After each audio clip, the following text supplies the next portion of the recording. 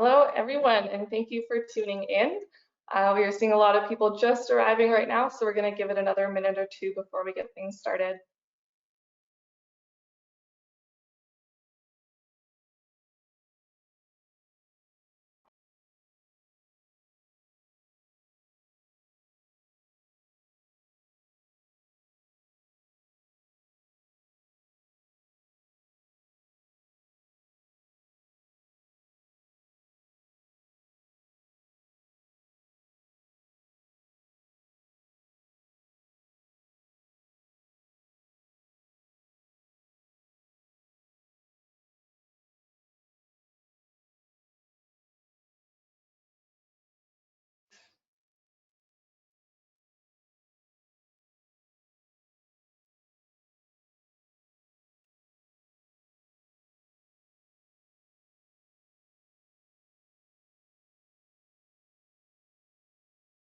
All right, I'm going to get things rolling. We still have a lot of people arriving right now, but we have enough to get things started. So, hello, all of you, and welcome to the webinar, Women and the Energy Transition, a webinar panel discussion on the role of women in the changing economy.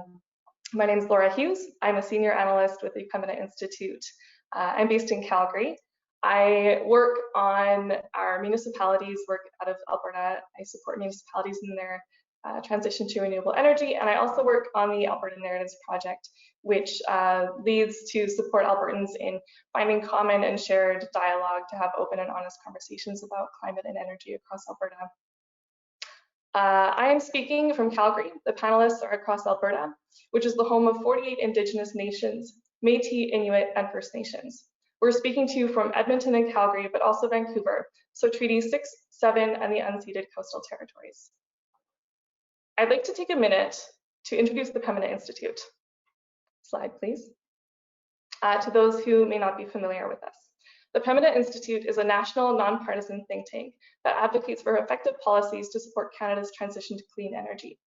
We envision a world in which we produce and use energy in a way that creates several things: a decarbonized electricity grid, a transportation system that transforms passenger and goods movement, homes and buildings that emit no carbon pollution, an energy system that recognizes the shifting role for fossil fuels, and a competitive economy.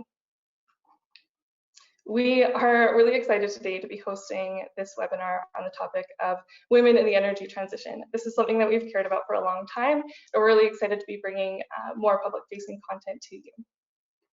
Next slide, please. So this webinar is part of our New Energy Economy program. The program originally started with a map which highlights different projects from around Alberta that were tapping into the new energy economy. The purpose of this map is to show that there is work being done right now, and it's all over Alberta. It's done by so many cool people and so many different people, and it's in cities and it's in rural Alberta, and it's across all parts of society. We wanted to really highlight this in a way that's visually easy to take in. So we wanted to highlight to show that opportunities are around clean tech, renewables. They're here now. They're not something in the future. They're being done currently by Albertans. Right now, the map has over 300 projects on it, and we've written up 50 stories that you can read on the website. So around women in particular, over the past year, we've been highlighting stories about women in Alberta doing this work. This webinar is part of that program. Our project partners in the fall helped us identify how to frame the series and what barriers women are facing towards the equitable transition. The theme that we saw arise from these conversations is that climate issues are not separate from other social issues, such as gender or race. To be able to examine and address the social impacts of the energy transition, climate issues must be viewed through an ethical lens and not only a scientific one. So what we're here today is to discuss that. I want to have a quick shout out to the people who made this work happen. I wish I could take credit for this webinar, but I am just the host. So Saeed Kadura, Michelle Barteman, and Briette Alford are the ones who made this happen, particularly Saeed, who put this together from start up until right now. And that's a really good opportunity for me to acknowledge the importance of allies in this conversation. We need to be including men in the conversation about gender, and they need to be here with us today. Speaking from a gender perspective, the men are the ones that hold the privilege, and those who hold privilege need to be part of the solutions as well. I also want to make a quick shout out to our funders who made this work happen. We would not be here today without these people supporting this work, and we are very grateful to that. So, our plan for today. First, we're going to hear from our new Pembina Executive Director. Then we will have a 30-minute panel discussion with our guest speakers. And then following that, we'll have a 25-minute Q&A. If you want to ask questions for the Q&A, there's no need to wait. On the right side of your screen, you have a panel, and there should be a little question mark somewhere on that panel. And you can ask your questions directly into there. And we'll be fielding them as they come in, and we'll address as many as we can during the Q&A session. Next slide. Oh, my mistake. I'm going to host a poll really quick. So we wanted to get an idea of who's in the room, so to speak. So we have 2 questions for you before we get things started. First question is, since this is a discussion about gender, we're interested in who's in our audience and how you identify. So please select male, female, non-binary, don't want to answer, or I don't feel this is relevant to the conversation. I'm going to give about 30 seconds before I close the poll.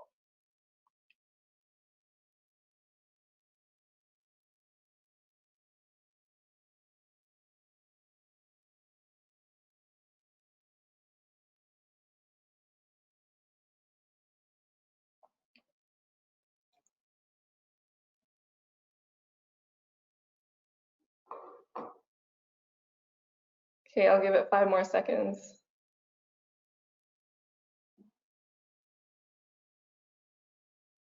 Closing in 3, 2, 1. So this is interesting. I'm going to share the results. We are 94% female. That is fascinating to me.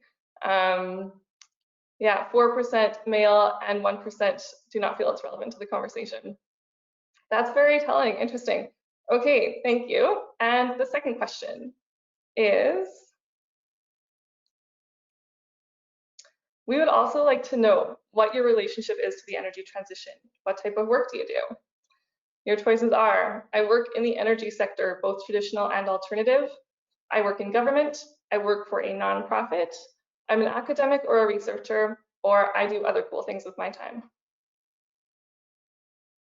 And again, I'm going to leave this up for about 30 seconds to allow everything to come in.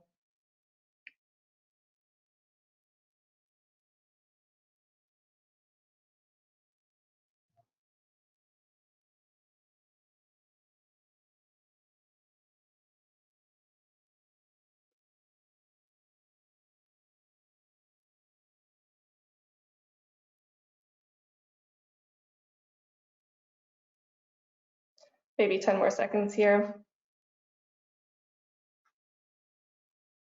Okay, I'll close it now. Again, very interesting.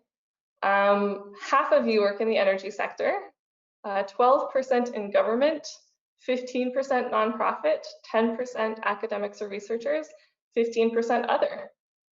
Awesome. So thank you for doing those polls. It's really interesting to sort of, read who's tuning in today.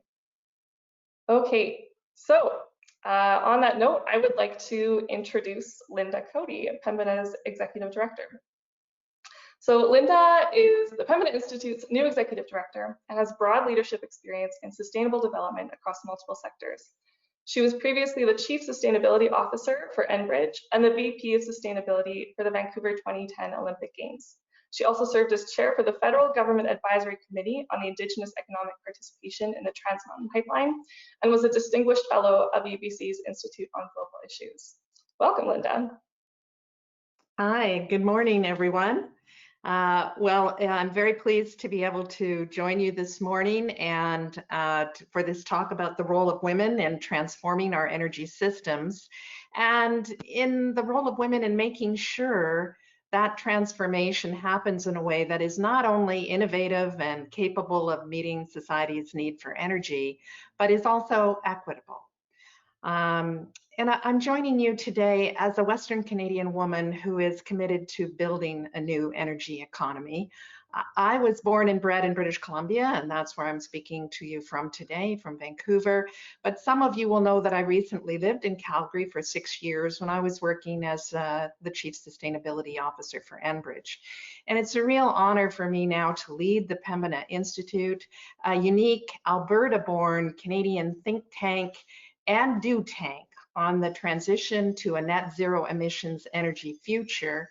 And perhaps equally importantly, in this post-pandemic world that we're living in, the transition to a net zero energy workforce.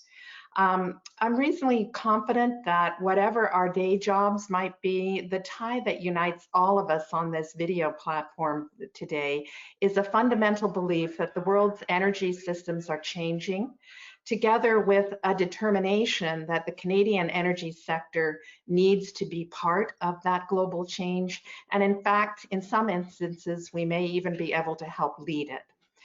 And just as we have seen over the course of the past 100 days, an amazing group of women in the medical profession stepped forward to lead the public health fight against the coronavirus in this country.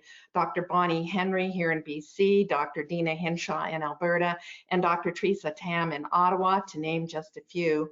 I have no doubt that an equally amazing and enterprising group of women from across small and large business, government, academic, and non-government organizations, and local and Indigenous communities already have and will continue to step forward to navigate the role that energy innovation and diversification in Alberta can play on the pathways to net zero. At Pembina, we have a relatively small team of about 50 people, and we do reasonably well on some gender metrics. Our executive and management team are north of 60% female, but women only make up 10% of our board. So any bragging rights we might have on that score are pretty limited right now. And that's something we're obviously working on changing.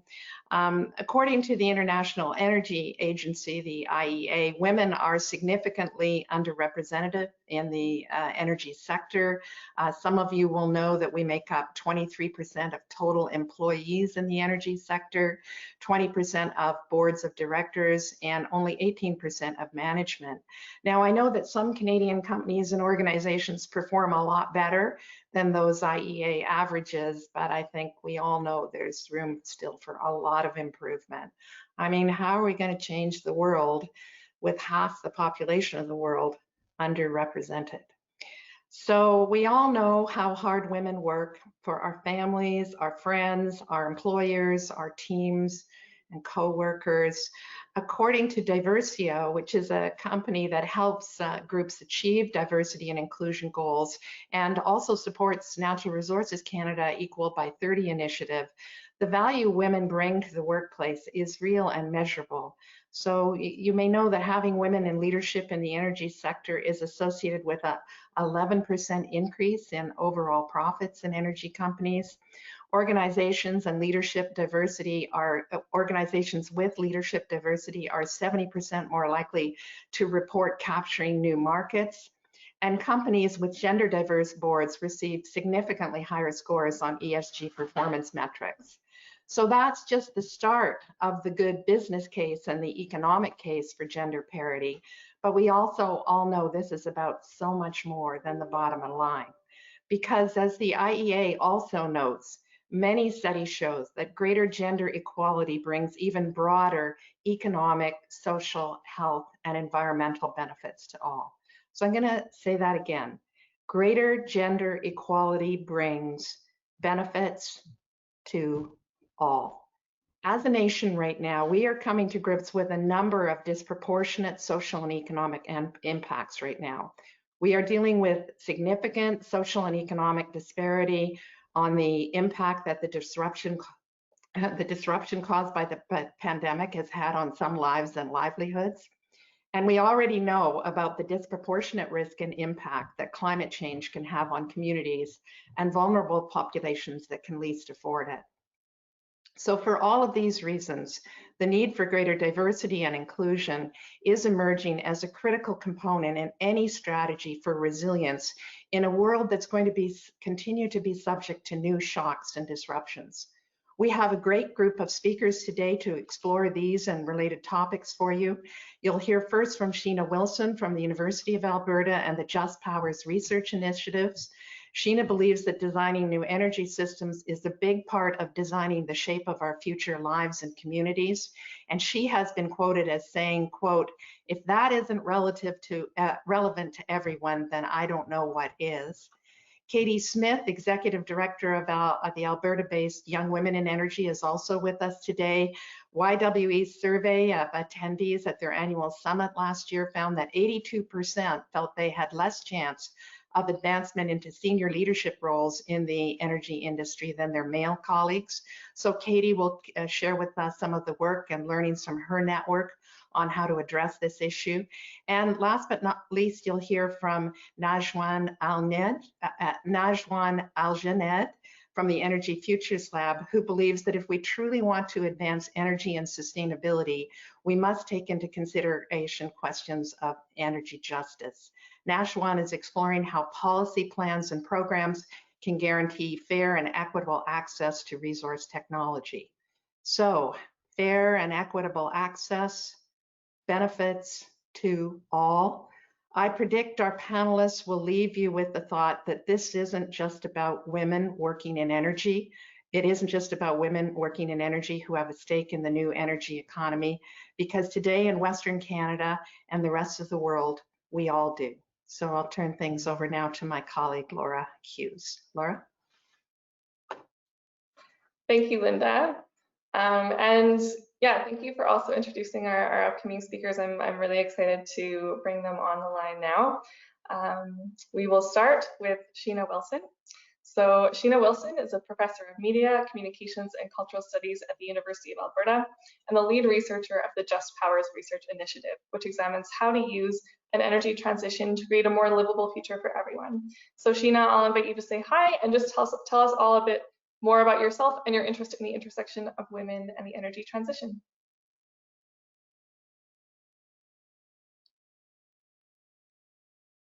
I think Can you hear me now? Oh, perfect. Okay.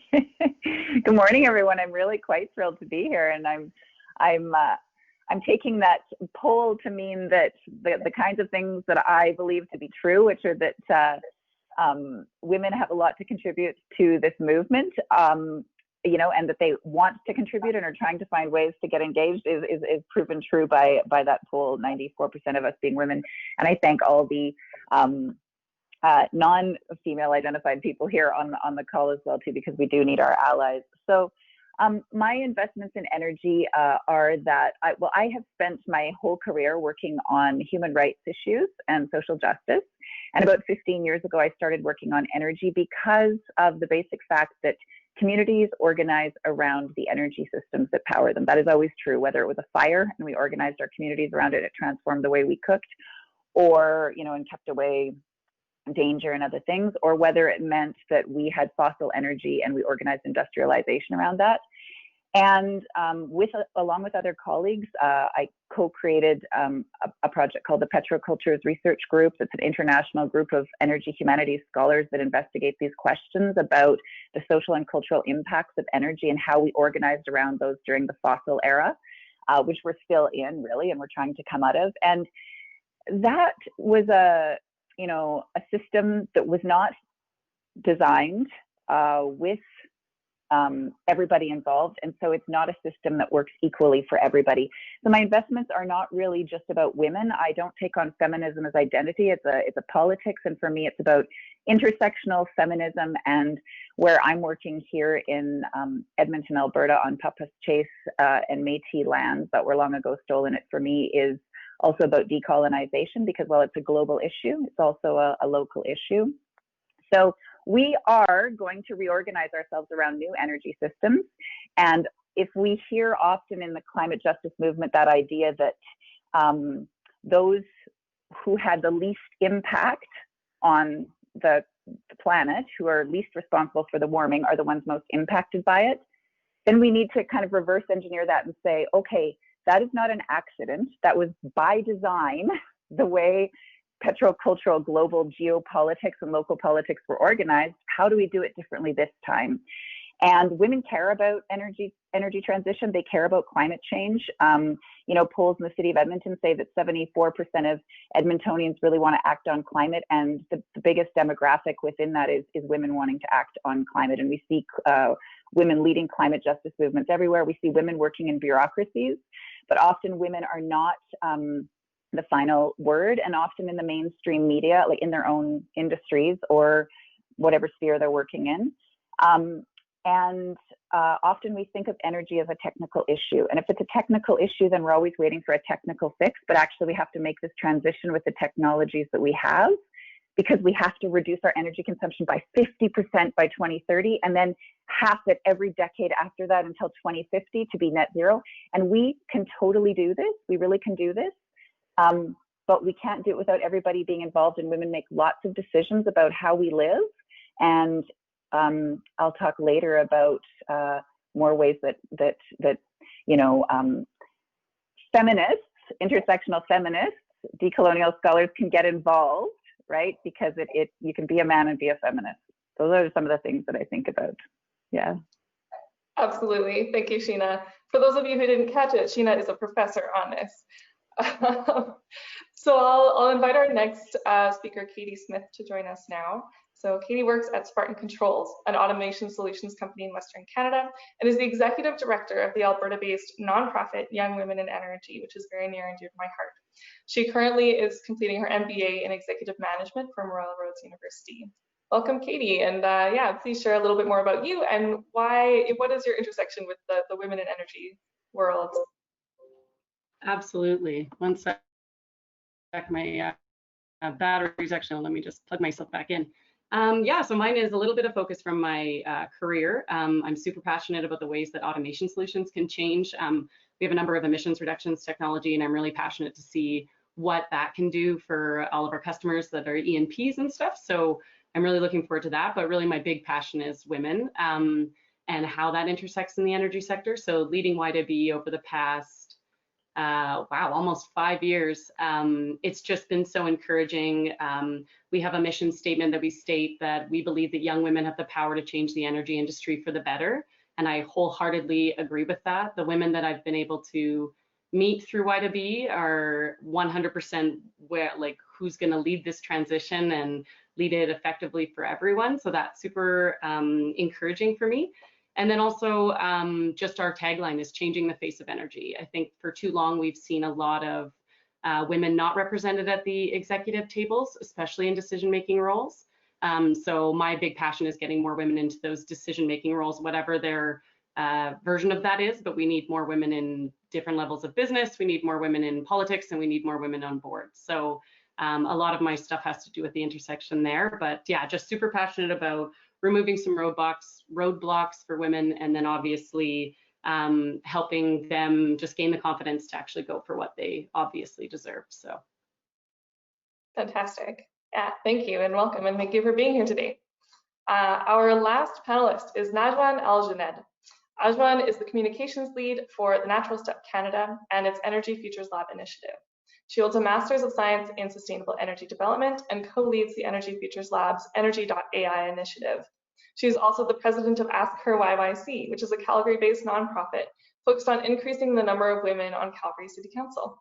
So Najwa, welcome. Well, thank you for the kind intro, Laura. I'm really excited to be here, and I am 2 months into my maternity leave, so it's very exciting to be talking other things other than baby and a toddler. But really, jokes aside, I'm very happy to be here today. So yeah, I've been with Energy Futures Lab for the last 4 years, and we are a social innovation lab that brings innovators and leaders within the energy system to collaborate and co-create initiatives that will advance Alberta and Canada to a lower emission economy, the economy of the future. And I want to report that Sheena is also an EFL fellow with the lab. So it's very exciting to see you here too. Yeah, so the central program is the fellowship, and the initiatives we have, some fellows work on initiatives that have incremental change within the system, and some are breakthrough technologies such as extracting lithium from oil wastewater and transforming that and using it in electric vehicle batteries. So it's using this system of the present into the system of the future. On a side, just for fun and out of fashion, I lead Ask Her, which is a non-for-profit based here in Calgary to increase the number of women or those who self-identify as women on Calgary City Council. And we do this through training and capability building. We have a program called Prepare Her, and it has a 10 module program that focuses on fundraising, campaigning, media training, basically building the skills that would help women run a successful campaign. Clearly there's a theme here. I'm involved because I believe women voices are missing in important and critical conversations and at decision-making tables, energy transition, politics, 3 levels of government, you name it. And actually Sylvie Gonneau, she is a 3-time city councillor in Gatineau in Quebec, once told me there's no better time to be a woman in leadership. And I agree with that 100% at all levels. So I'm really happy we're having this conversation today. Awesome, thank you, Najwan. I am probably understandably excited to have the 3 of you all in the same place at the same time. So thank you all for being here. And I want to get things started. So my first question I will direct at Sheena. Just to get us started off, can you talk a bit more about what is the energy transition and how does it fundamentally affect women? Can you hear me? What is the energy transition? Well, I think a lot about just transition, because for me, any energy transition that is not a just transition is, first of all, failed, and second of all, inadequate to the challenges of climate change. Because climate change, I would say, is just a symptom, like a lot of other things. It's just a banner that we put over top of a lot of other things gone wrong. Lots of too much plastic in the ocean, the way we produce food, all of these things. So climate change is a banner, and energy transition is one way to address that. It's a really important first step in addressing climate change, because we have to decarbonize. But sometimes people want to focus too much on just decarbonization, and if we just decarbonize, and we don't do it in a just way, we can't do it later, because what we're actually doing is we're remaking all of our social relations, and we're changing the infrastructures of our communities.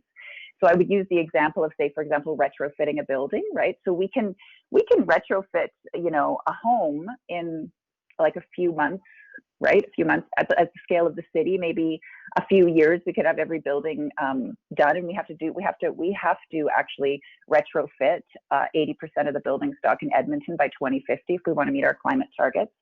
But if we just retrofit that to be lower carbon, we're not thinking about all of the energies that it takes, for example, to run a single family home, or what that means to the way our lives are. Because actually these communities were all organized around oil, around the automobile, around commuting long distances, around driving to work, around selling a washing machine to every single household and a dishwasher and all these things, and reproducing everything inside the household. So if we want to live differently, if we want to live in more intergenerational families, if we want to live more communally and share labor, if we want to produce food locally, what our buildings are doing need to change. And an interesting metaphor, I think, is that a lot of buildings can't be retrofit by themselves. They have to actually be retrofit in a kind of network with the other buildings around them, because you might not have enough roof space to do solar. You might need to use some local soccer field to produce some kind of geothermal project in your neighborhood.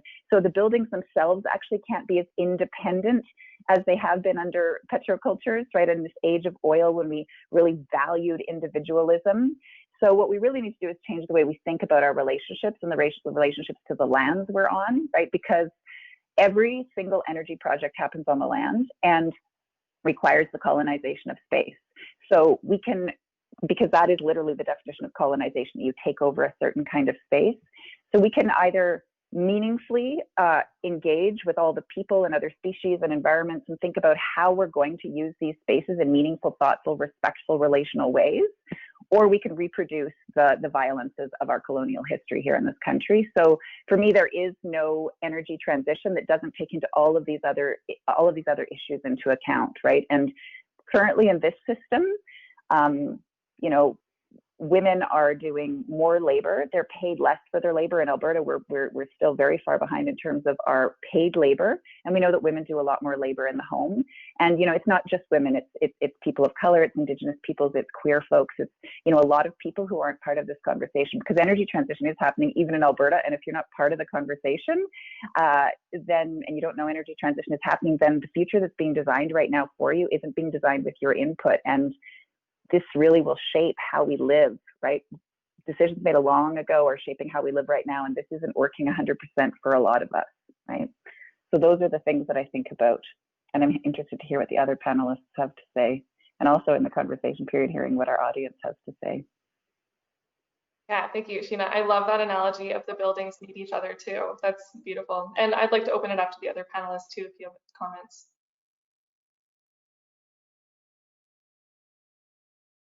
I think that was beautifully covered, Sheena.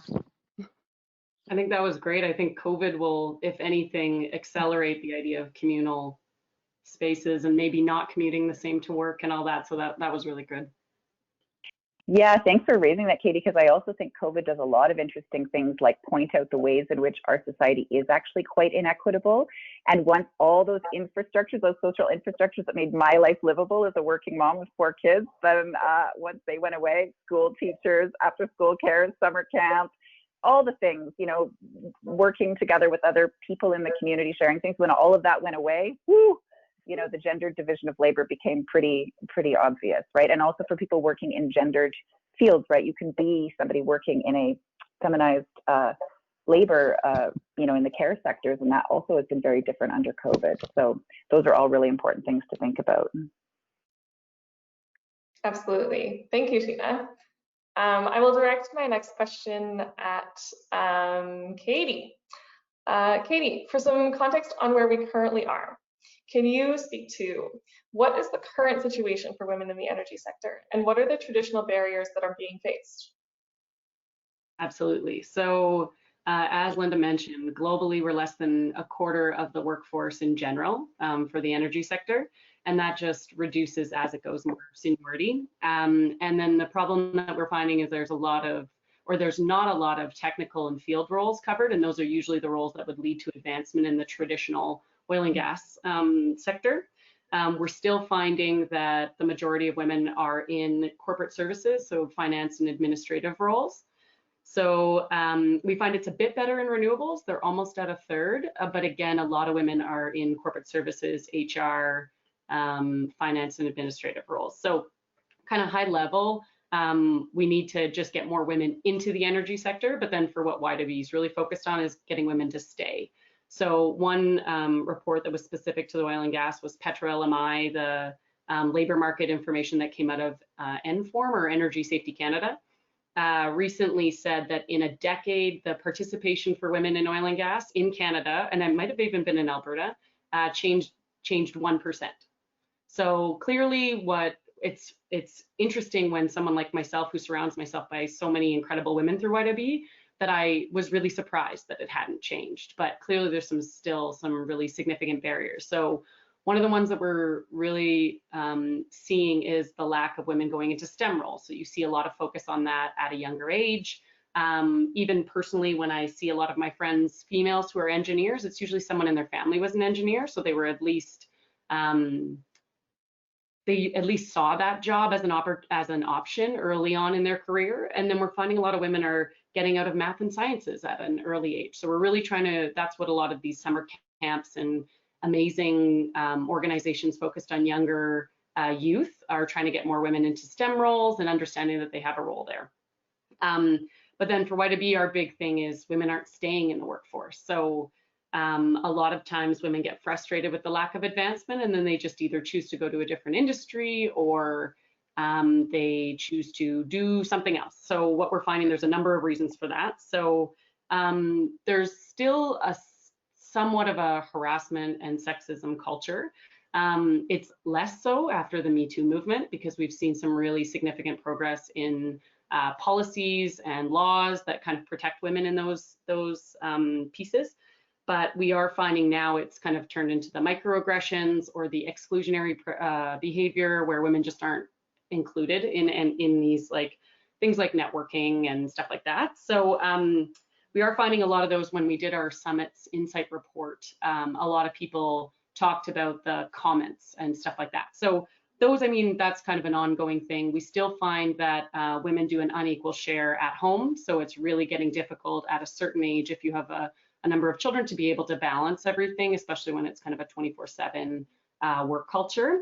But then also there's bias in human resources hiring practices. So a lot of women aren't, they're not putting up their hand for roles. They don't see themselves there. And they are just not having the sponsorship and the mentorship that men naturally are through normal networking means or anything. And I mean, all of these things are kind of systemic. So it's not one silver bullet that we can do. But personally, I think representation matters. So people like Linda being the Chief Sustainability Officer at Enbridge and now leading Pembina Institute, that is super encouraging. People like Martha Hall-Finley being the Chief Sustainability Officer at Suncor. What we are finding though is that women are really finding their voice and finding their role in sustainability and energy efficiency and all of those kind of innovative pathways to making the energy system better. So we're trying to hit everything, but that's kind of the current picture. Like through the awards program, we've been so fortunate to get to recognize a number of incredible women in all different disciplines. And so you do get to see a little bit at kind of that mid-career stage, but I mean, we need to see more. So I would love to see the actual change the face of energy, where it's not just one woman on a board or one woman on an executive leadership team. I'd really like to see some women, especially in technical roles. That would be really encouraging for me for the future. So yeah. Absolutely, and I'll open it up to the other panelists as well.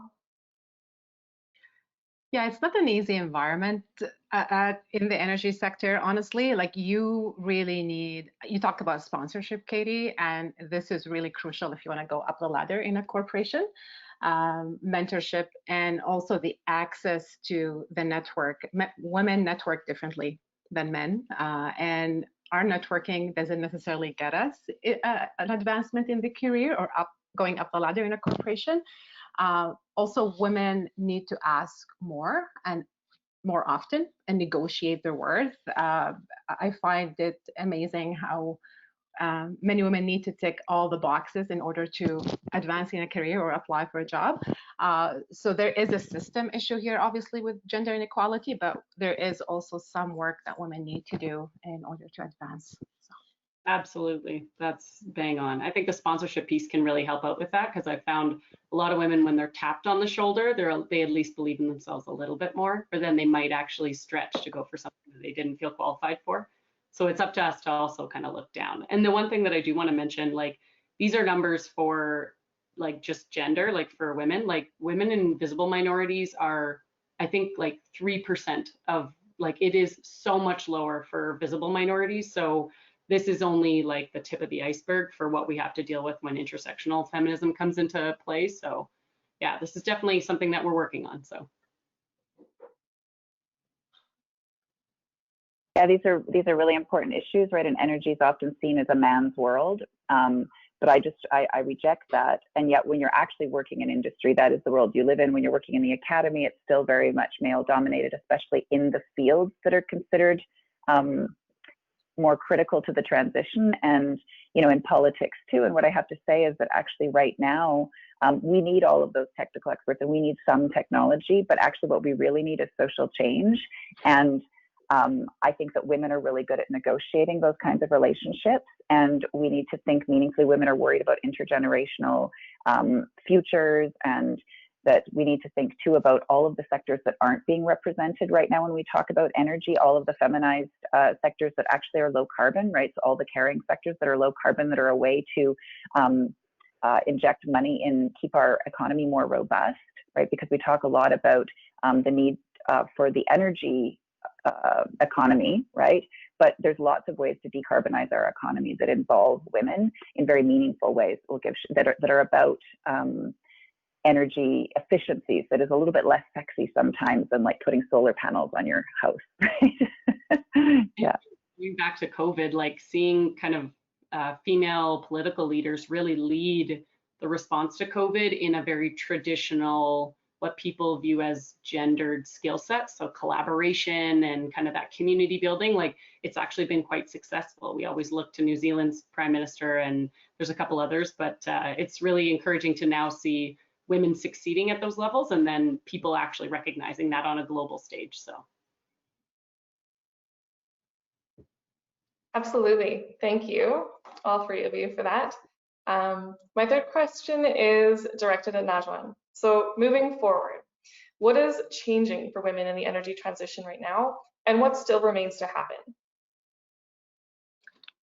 Okay, so when we talk about energy transition and what's next, I see women as change agents within different roles. We talked about the women as energy professionals, and we talked about the huge underrepresentation. So these, I'm not going to go through the numbers because I think this has been covered greatly. It's not just an economic imperative, it is a moral imperative. So we're seeing a movement towards increasing the numbers. There is also women as energy decision makers, and there is that underrepresentation at all levels in the private sector and in government. And then there's women as energy consumers, and there is a gender difference in consumption and demand. There is some evidence that suggests women are greener when they make decisions in their household, and even they feel guilty about their ecological footprint. And Sheena mentions as well, they're more accepting of climate action and policy. So looking into our role in that system and how do we make the change, that's something I think many people are talking about, the numbers and how we're increasing these numbers. The G7 Gender Equality Advisory Council, this has been an interesting council that was launched 2 years ago, and it talks about how gender equality will increase GDP by $150 billion by 2026, and the 30% targets, and asking private companies to communicate better the financing mechanisms of including women and increasing the visibility on boards and in senior management roles. So there is that aspect of increasing the numbers at the decision-making table. The second thing I want to highlight is EDI, so equality, diversity, inclusion, and true representation at the decision table. We cannot just talk about women in general terms. We know some have access and privilege and access to power and influence, and some don't. And I want to say that there is pre-George Floyd and the Black Lives Matter movement, and post-George Floyd and the Black Lives Matter movement. So the issues of equity and inclusion and exclusion will become more prominent, and I think people and organizations that are not paying attention will become irrelevant in the future. So this will be an interesting trend to watch for, I think, in the future. The third area I want to talk about is energy system transformation, and this is something we work a lot on in the lab, at the Energy Futures Lab. And quickly, what I mean by the system here, it's that configuration of interdependent parts connected by a web of relationships. So for example, if we talk about the food system, we need to look at companies along the value chain, tech companies, investors, regulators, retailers, restaurants. And these are connections or diverse actors who are connected by the specific one purpose of putting food on our plates. So the same thing with the energy system. We need to look at retailers, producers, consumers, regulators, and policymakers. And this transformation is happening. And the shift is happening towards a lower emission future globally. And it creates amazing opportunities for Alberta and Canada, growing the economy, creating jobs, delivering solutions.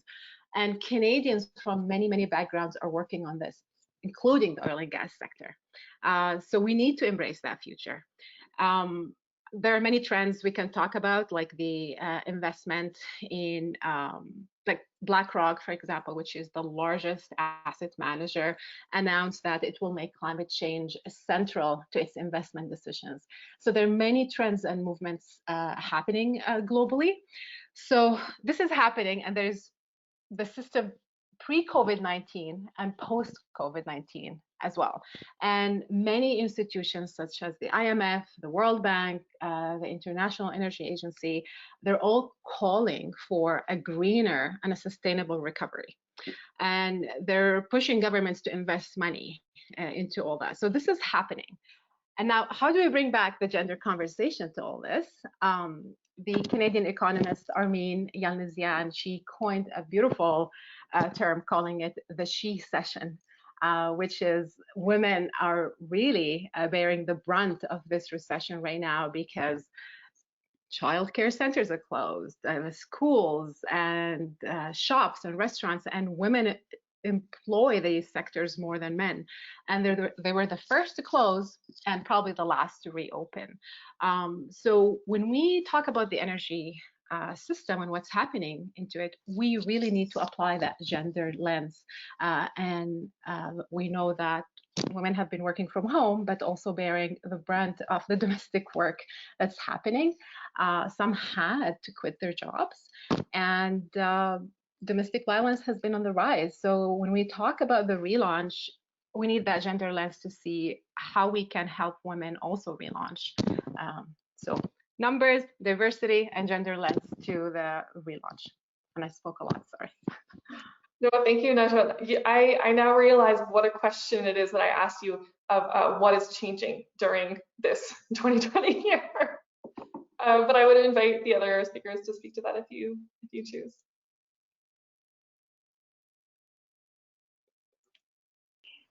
Oh, you raised so many excellent points, Najwan. I mean, I have so much to say about everything that you're talking about. What is one point that I'm interested in this feminist economics issue, right? The way the feminist economics are taking this up, because I think that in Alberta, we're having our conversation about economy and politics and power in a very specific kind of way, about the way what an energy economy is, but actually a lot of really great economic models are out there for ways to create new energy economies that aren't solely focused on the energy industry, right? They take into account all of these pieces of the puzzle that you're talking about that make a community run, all of the energies that make a community run, and how you how you make your community more energy efficient at many levels, so that we're all also not always exhausted, right? Because the way we currently organize life, I mean, I think this idea of the building that can't be running on its own, part of the reason that building can't run on its own anymore in a renewable system is because there was so much waste. There was so much waste energy, right? We power buildings with, natural gas, and then it kind of leaks out of all of the windows, and we're fine with that. And we can't continue to have that kind of waste. And I think our own lives have been organized that way, but we're wasting a lot of energy. Katie mentioned earlier even this idea that it's difficult for women to compete in an industry where it's 24/7, but we need to think about our work practices and how we're wasting our own energy and not really being very focused on what it is that we're trying to achieve and collectively achieving that, getting rid of a lot of these competitive models and realizing we have to compete at the local scale and also create new global governance structures to make that happen. So yeah, you brought up a lot of excellent points. And I think what you bring up is like, man, Canada could totally be a leader. Like, that's what I'm super passionate. I mean, I'm initially passionate about Alberta because I'm born and raised here, but wow, couldn't Canada lead in all of those metrics? Like, that would be such an incredible piece. We could lead the transition. We could lead women in leadership roles. That would be incredible. It's an aspiration for sure.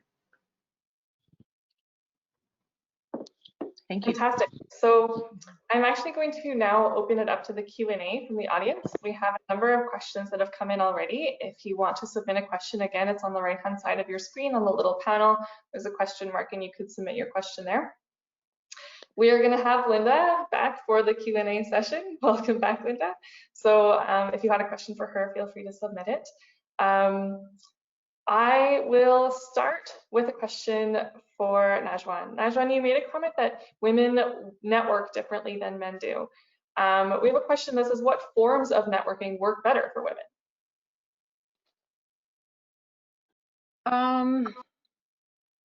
I mean, I cannot generalize, obviously, like there's so many different types of women as well. But what has worked personally as well is to, so here's the thing. So men network in a way where the connections are connected to the people in power to your executives and to your senior managers. And for women, we tend to get into this conversation of like exciting conversations that take us into collaborative projects, but they don't necessarily advance our career. So it's really networking in a very efficient way, in a very strategic way, to those who can advance your specific career or your specific project, rather than going in different directions in different areas. Yeah, that's what I would highlight the most, is to be very strategic and very economical with your time in order to advance your networking. It doesn't have to be in every direction. And we tend to do that because there's just so many topics we're interested in. And I can add on to that. I think what you described perfectly is like finding a sponsor that's willing to speak on your behalf, even when you're not at those leadership tables. So efficiently using your time to find someone that's kind of aligned, they know your strengths, all that, and then asking them to really speak on your behalf. That'll be more efficient for sure. And ask, just ask. We don't ask, and ask more often. And just to give you an example, I know a great friend who also is a female leader who negotiated being an EFL fellow, part of her new job. So you have to ask. And I know, Katie, you've had these conversations in the Young Women Energy Conference. Like, you have to ask for your company to sponsor you, to cover you, and network within the company if you work in a traditional corporation, obviously. And I think we forget the power of peer networks. Like, we always look to the leaders above us and we expect them to really pull us up. But that's what I found the most beneficial, just knowing even all of you, like, there's other women who are doing incredible things in the industry, and we can kind of have this collaborative peer mentality. I call it a bit of a peer mentoring, but peer mastermind, where, you know, it's just someone else who believes in you and is willing to hype you up before you go into an interview, or hit send for you on a resume submittal or something like that. Like, it's your friends, it's your colleagues, it's men, women, it's kind of your allies. So. And if I could just add to that, Laura, too, and I agree with what Najwan was saying about women tend to be, in my experience, attracted to collaborative projects within large organizations that are complex and take time. And sometimes my experience with those types of projects has been that they really don't advance your career. In fact, they could make it even harder to advance. But, you know, my advice is don't step back from those, because I got to say, sometimes those groundbreaking projects are the ones where you learn the most. And maybe in that moment, it doesn't lead to a career advancement, but it creates learning and relationships that are really strengthen you on an overall basis. And longer term, it does create those opportunities. Those kinds of attributes and learnings do matter and have value. So anyhow, that's just something to think about. It's sometimes the toughest projects can set you back, but you learn more and it repositions you to go forward in a different way that maybe you weren't expecting originally in a traditional career path. Mm-hmm. And if I could just jump in and sort of second what everyone has said, I think it's really important to, I think that those collaborative projects are really, really important, because actually there is no more unwieldy set of problems than what we have to face right now on the scale that we have to face them in the time frames we have to face them. And so everyone has something to contribute to this. And I think it's about being able to situate yourself in relationship to the problem, saying, well, I can contribute this thing. You might be a solar engineer, but actually I know this about my community, or I speak 3 languages and I will translate this for other people in the community so they can get involved. Like, or I'm a lawyer, so I can help negotiate whether it's community benefits or whatever it is. Like, everybody has something to contribute to the problem, because we're all in this together. We don't get to be scientific and objective, so we have to work on these kinds of collaborative teams. So in doing that, it's not only about you know, career advancement, it's also about remaking the infrastructures of what it means to be successful, like modeling a different kind of success, which of course the first people to do these things are never it's always difficult to break ground, but that is really what's going to be needed to actually be successful in this transition, right? So it's modeling that kind of really needed intersectional, interdisciplinary, collaborative work. Thank you all. We have so many good questions that are coming in. The next one I'll go to is, it's a question for any of you who choose to answer. How do we ensure that women of color, including Indigenous women, are empowered to participate in the energy transition?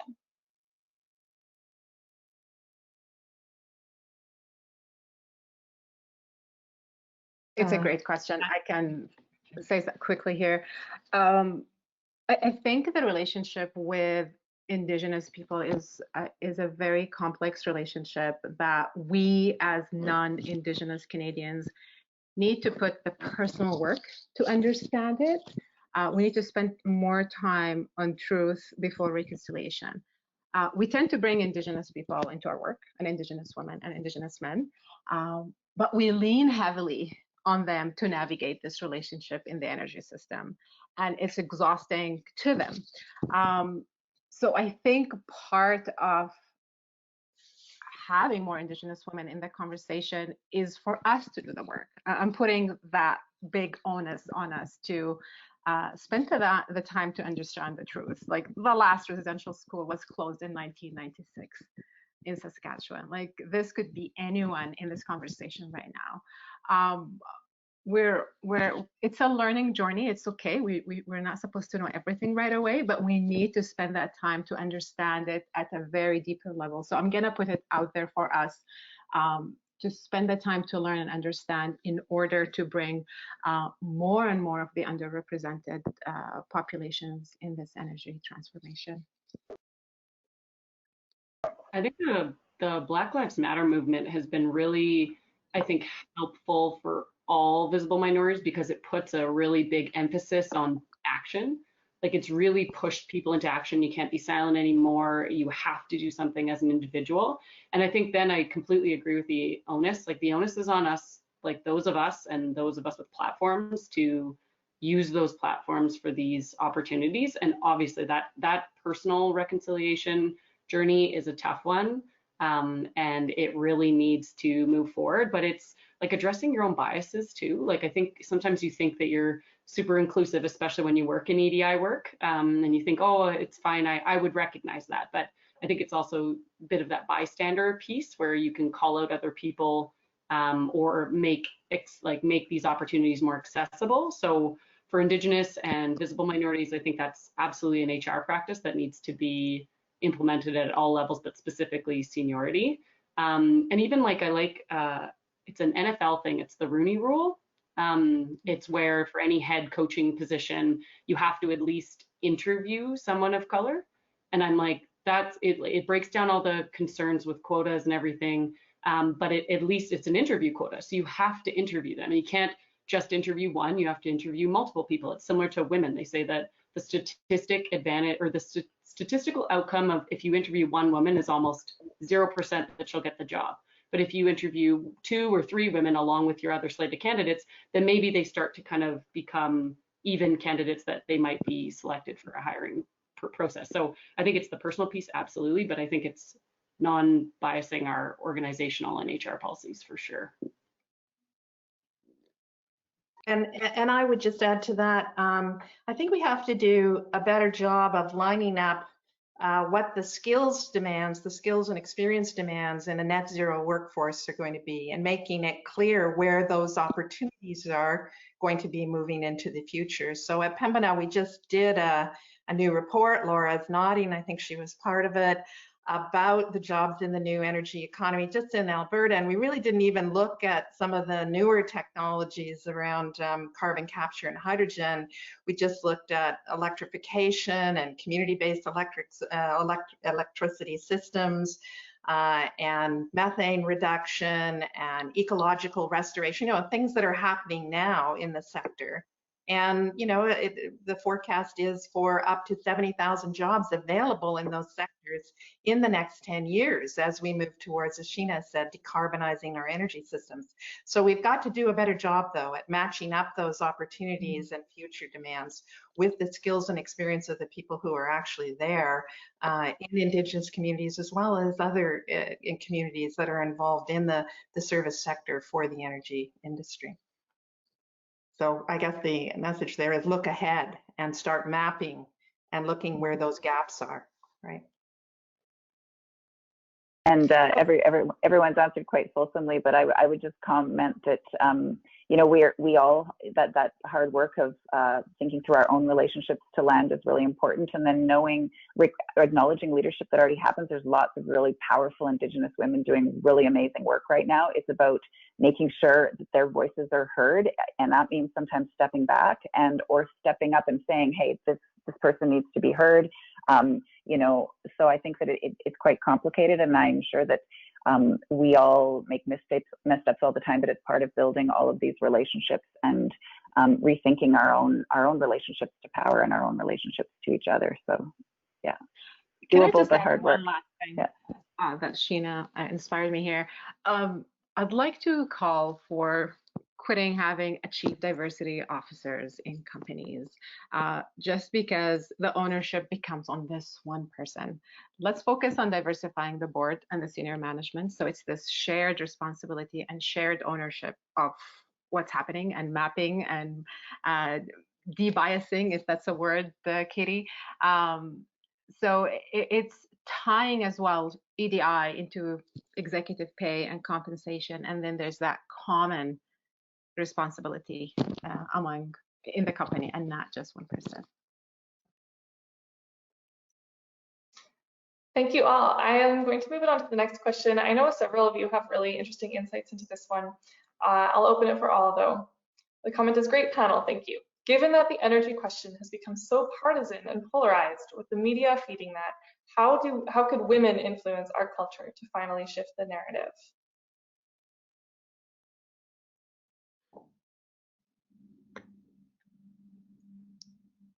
I have a few really simple things to say about that. I really like this stat that 74% of Edmontonians care about climate change, but the second part of that phrase is that people don't talk about it because they think it's too taboo, like religion or politics or something else. And so we all just need to basically start sharing our investments and our concerns and speaking openly about these things and finding out that actually we do have many more allies than we'd imagine if we only listen to the mainstream media. So that is one way to, I think, really begin to invest. And I know we're getting close to end of time, so I'll leave it to others to comment.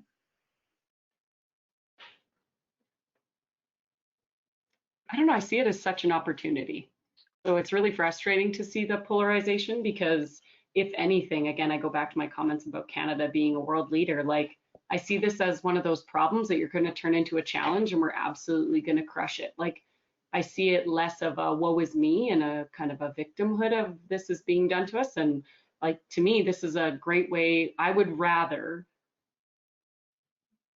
like fix or help, or what's the right word here? I would rather be part of the change than have the change happen to me. So this is where it's so encouraging to see women step up in a lot of these sustainability and ESG roles, because this is how we'll move the transition forward, even if you work in a traditional oil and gas producing company. Like, I think it's so frustrating. And I think maybe it's like hearing both sides. So actually having the conversation and having the conversation with someone who doesn't agree with you, or I don't quite know the full answer, but you got to reframe it as a positive, that this is something that we can take control of and really fix for ourselves. But And I would add to that, just jumping on what Katie was saying about reframing it and broadening the tent here. You know, this is coming out of the pandemic, and hopefully we are coming out of it. I think it's a real opportunity to talk about climate and emissions reduction, yes, but to use a bigger lens to talk about it. So to talk about it in terms of what's been mentioned today, in terms of jobs, health, resilience to global shocks, right? Competitive advantage, equality for, you know, across different types of groups. So I think if we broaden that conversation, so yes, it's about climate, yes, it's about emissions, it can get divisive on that front, but when you bring in these other factors, perhaps it won't be as divisive. And certainly there does seem to be convergence occurring in Alberta on the need for economic diversification. And so, you know, pick the point where there isn't a divisive debate going on and sort of build out more broadly from there. At least that's been my experience with polarized issues.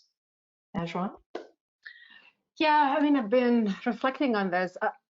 We might want to be part of this change, but I think we need more inclusive and safer spaces to co-create solutions. The Energy Futures Lab was created in 2015 as a response to this polarization, way back in 2015. Like, it's not even today. We're not perfect. We're doing our best, but it's really about bringing these diverse and opposite voices in one room to build trust. I think trust is important, and collaborate and co-create. This is not about consensus. There is tension in the room by design, and facilitating it in a way where all the voices can be heard. It's an ongoing learning process as we bring different people, like 3 levels of government, Indigenous people, Indigenous women, artists, educators. So I think we need more like safe and constructive spaces to include women and underrepresented voices. And I just want to give a shout out to Pembina for that climate narratives project. I was a bit apprehensive when it first came out, and after reading the reports, it's phenomenal. It's so focused on language, and those 2 reports is a great starting point for how to have a conversation with someone who disagrees with you. So I think like that alone, and I know that you guys are doing a little bit more work on that in the fall, like I think that is a great resource. I think it's free on your website. I think that's a great starting point for sure. Thanks, Katie, for that plug. It is free on the website, albertanarrativesproject.ca. So on that note, we already have to have a wrap-up question. We are seeing so many really good and interesting questions come in that we are actually going to discuss publishing some sort of follow-up document that actually addresses all of these questions because they're so good. So we've got a little offline conversation right now saying, no, this is too good, we can't let this go. So if your question has not been answered, we're going to do our best to actually create some sort of way for to provide answers to you. So our final wrap-up question, if I'll go through each 4 of you, is what do I, Jane Doe attendee, take away from today? So what is the one message that you would want to say, and perhaps an action item of what you can do as well? So I'm going to start with Sheena on that one. Put me on the spot. Okay. I mean, I did sort of just reveal my cards in one of the earlier comments. I basically work with my students for an entire semester to help them think through what their investments are, what they bring to the movement. But I think it's about understanding what your own skill set is, and then thinking about how you bring that to your community. If you're going to work at the community level, how you bring that to your city. If you're going to work at the city level, you know, where do you situate yourself? Are you a citizen? Are you a citizen and a person who works in the industry? Are you a citizen and somebody who walks in the climate marches? We can be many people at the same time. And I think just to realize that everybody has something to bring, and you know, your professional skill sets, knowledge that you hold that you may not even realize that you hold, things that you know about your community and water capture and gardens, or whether it's languages or, you know, things that I mentioned before. I think just be confident that you have something to bring to this movement, because we all have to change really quickly. So, you know, one thing to think about is that the most resilient communities are the ones that can work together, where people know their neighbors, and so you can start there. Thank you, Sheena. Katie, same question. What's your one takeaway and or action item from today? I think I want to build a bit on what Sheena said. Like, you got to see yourself in this transition. Like, we need you, and we need your unique skill sets. And so even within your day-to-day role, like, what can you do to improve your company's focus, or your own roles focus, or anything? So I think it's a bit of, we need you to see yourself in the transition. And like, the big thing is that there's so many opportunities that will come out of this, different jobs, different skill sets to learn. So I think that seeing that is going to be really important. And then just get involved. Like, honestly, these communities that we've all been a part of are phenomenal ways to continue these types of conversations. These are daily conversations about how gender and energy intersects. But yeah, like, get involved in all these community organizations that are doing different things for climate change and different things for the energy transition. Just like, get involved. I think that's what I would recommend. Thank you, Katie. On to Najwan. I feel like we shared our notes because it's very aligned here. I just want to highlight that this shift to a lower emission economy is happening, like whether we like it or not in Alberta or Canada, it is happening. And it's really, yes, embracing that change and finding your role. If you're a city planner, how do you add that climate change lens or energy transition lens? If you're a transportation expert in a municipality, what does it mean for a transit system, food system, and rethinking waste? What does that mean? Like linking the language, because we tend to add so many layers, which confuses our senior management and bureaucracies. So keeping it, linking it in a way that helps us move into that lower emission economy and future. So, and don't be afraid to ask, negotiate your worth, and really ask, because if you don't ask, you won't get it. Thanks, Najwa. That's good advice. I second that advice. So one of my takeaways then would be that, you know, all of us have talked about, and all the panelists emphasize, that greater gender equity creates multiple benefits, right? So it is about emissions reduction, yes, but it's also, it will also strengthen the foundation of the Alberta economy and Canada's economy, socially, economically, and environmentally across the board. So that multiple benefits piece is important here. And then my takeaway, what I'm going to do is I'm going to get more women on the Pembina board by this Friday. So. A deliverable with a timeline, Pembina style. Well, I wanted to say again, thank you all for being here. It has been such an honor to host all four of you. It has been such a pleasure. We will follow up with an email after this with a link to the video, and hopefully letting you know what we'll do with the rest of your amazing questions that have come in. So for all of you who have tuned in across Western Canada, thank you for being here, and thank you again to our speakers today. Thank you. Bye. Bye.